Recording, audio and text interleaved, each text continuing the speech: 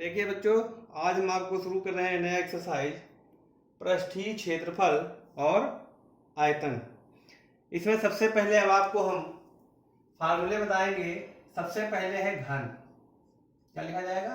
घन। घन क्या होता है? ऐसी आकृति जिसकी लंबाई, चौड़ाई और ऊंचाई तीनों क्या हो? बराबर हो, वो क्या होता है? ये घन है। ये क्या है?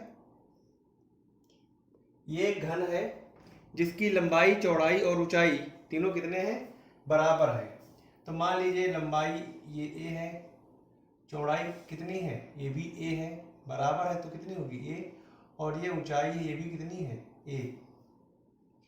तो देखिए घन का आयतन जानते हैं, लंबाई गुणे चौड़ाई गुणे ऊंचाई, यानी ए गुणे ए कितना हो जाएगा? ए क्यूब। घन इकाई, यूनिट। ठीक है, ये यूनिट काहे की है? ये यूनिट है, घन काहे की यूनिट होती है? आयतन की। ठीक है, इसके बाद घन का पृष्ठीय क्षेत्रफल। देखिए एक फलक का क्षेत्रफल निकाल लीजिए और उसको 6 गुना कर दीजिए, तो 6 गुणे एक फलक का क्षेत्रफल। 6 एक फलक का क्षेत्रफल होगा लंबाई गुणे चौड़ाई, यानी ये हो गया 6a²। ये भी होगा वर्ग मात्रक या वर्ग इकाई, जिसमें है मीटर सेंटीमीटर, उसमें रहेगा। ये है घन का। इसके बाद अगला है घनाभ। देखिए घनाभ क्या होता है? जिसकी लंबाई, चौड़ाई और ऊंचाई क्या होती है? अलग अलग होती है। ये एक घनाभ है जिसकी लंबाई a है, चौड़ाई b है और ऊंचाई क्या है? h है। ऊंचाई क्या है? h है। हमसे एल बी एच भी मान सकते हैं। L B H, length, breadth और हाइट। अब देखिए अगर घनाभ है तो घनाभ का आयतन क्या होगा? घनाभ का आयतन वही फार्मूला, लंबाई गुणे चौड़ाई गुणे ऊंचाई, यानी एल बी एच। एल गुणे बी गुणे एच, कितने?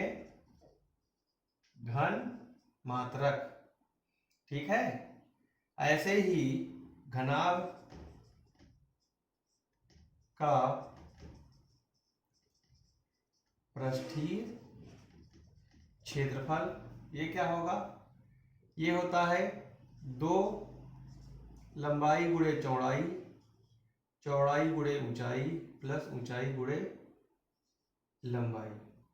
ये क्या होगा? वर्ग मात्रक। ठीक है, ये काहे का फार्मूला है? ये घनाभ का पृष्ठीय क्षेत्रफल निकालने का है। अब देखिए ये तो ऐसी आकृतियां थी जिसके सभी तल कैसे थे? समतल थे। अगर सभी तल समतल नहीं है तो देखिए इसमें कौन कौन सी आकृतियां हैं? आपको मुख्य रूप से 3 आकृतियां पढ़नी है, गोला, बेलन और शंकु। तो सबसे पहले आपको गोला के बारे में देखना है कि गोला क्या होता है। आप जानते हैं गोला क्या होता है? अगर हम सर्किल को किसी सर्किल को उसके व्यास के परितः घुमाएं तो जो आकृति बनती है वो क्या होती है? गोला होती है। गोला एक 3 डायमेंशनल स्ट्रक्चर होता है। ठीक है, ये क्या है? ये गोला है।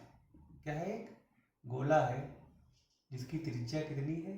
आर है। क्या है? एक गोला है जिसकी त्रिज्या कितनी है? आर है। अब देखिए इसका क्या होगा? गोले का आयतन, फार्मूला याद रखिएगा, 4/3 pi r cube. 4/3 pi r cube. आयतन का मात्रक वही होगा, घन मात्रक। ठीक है, ऐसे ही गोले का, देखिए इसमें जो भी होगा वो क्या होगा, वक्र पृष्ठ। वक्र मतलब होता है मुड़ा हुआ, जितना क्षेत्रफल होगा सब क्या होगा, मुड़ा होगा। तो वक्र पृष्ठ होता है 4 पाई आर स्क्वायर, ये होगा वर्ग मात्रक। ठीक है, ये गोले का आयतन और गोले का वक्र पृष्ठ है। अगर हम गोले को बीच से काट दें, अगर हम गोले को इस तरह से बीच से काट दें, तो बीच से काटेंगे तो इस तरह की आकृति निकलेगी। ठीक है, इसकी त्रिज्या कितनी रहेगी, आर रहेगी। अब देखिए अर्धगोले का आयतन क्या होगा, ये तो अर्धगोला हो गया, तो अर्ध गोले का आयतन, देखिए आयतन क्या हो जाएगा, आधा, तो ये 4/3 था तो कितना हो जाएगा 2/3 पाई आर क्यूब घन मात्रक। ऐसे ही अर्धगोले का वक्र पृष्ठ क्या निकालना है, वक्र पृष्ठ। वक्र पृष्ठ जितना था आधा हो जाएगा, 4 का आधा हो जाएगा 2, तो हो जाएगा 2 पाई आर स्क्वायर वर्ग मात्रक।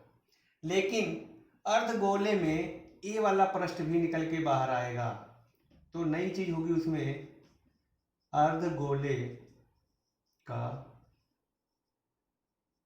संपूर्ण पृष्ठ, ये हो जाएगा देखिए 2 पाई आर स्क्वायर, ये हो गया वक्र पृष्ठ, प्लस ये समतल होगा तो प्लस समतल पृष्ठ क्या हो जाएगा पाई आर स्क्वायर, तो ये हो गया 3 पाई आर स्क्वायर वर्ग मात्रक।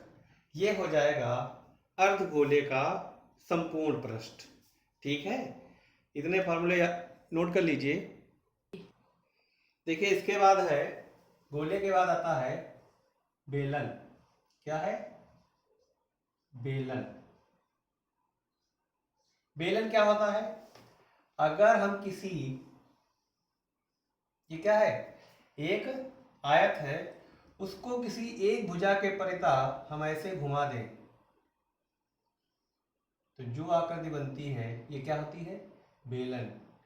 बेलन की ये ऊंचाई है, और जो उस आयत की चौड़ाई थी वो बेलन की क्या बन जाएगी, त्रिज्या बन जाएगी। अब देखिए सबसे पहले बेलन का आयतन, आयतन का सूत्र होता है आधार का क्षेत्रफल गुणे ऊंचाई। आधार का क्षेत्रफल होगा पाई आर स्क्वायर, ऊंचाई कितनी है h, तो बेलन का आयतन हो गया इतने घन इकाई। ऐसे ही बेलन का वक्र पृष्ठ, वक्र पृष्ठ का मतलब होता है जो ये मुड़ा वाला पृष्ठ होता है, इसे ये है कि जो मुड़ा हुआ पृष्ठ है ये क्या कहलाता है, ये वक्र पृष्ठ है। अगर ये वाला और दोनों तरफ का जोड़ देंगे तो संपूर्ण पृष्ठ हो जाएगा। तो बेलन का वक्र पृष्ठ मतलब ये मुड़ा हुआ पृष्ठ होता है,